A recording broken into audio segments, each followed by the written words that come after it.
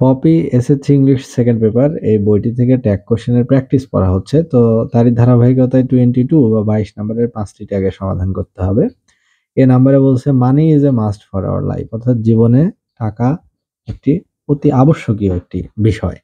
তাহলে এটার ট্যাগ হবে মানি ইজ, এর ট্যাগ হবে ইজন্ট ইট।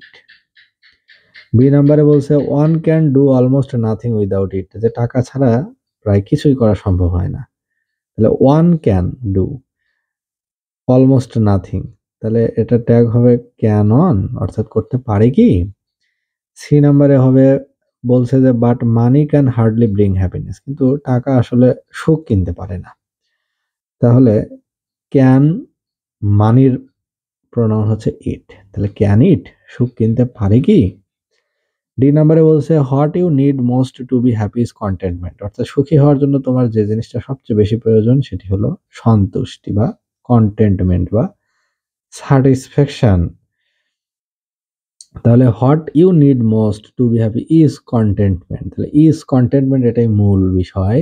তাহলে ইজ কন্টেন্টমেন্টের জন্য হবে ইজন্ট, আর কন্টেন্টমেন্টের জন্য ইট, তাহলে ইজন্ট ইট। ই নাম্বারে বলছে দ্যাটস হয়, এজন্যই few people lead a happy life, খুব অল্প মানুষই সুখী জীবনযাপন করে বা সুখী জীবনযাপন করে এরকম মানুষের সংখ্যা প্রায় নেই বললেই চলে, এরকম একটা মানে সেন্স। তাহলে এটার ট্যাগ হবে ডু দে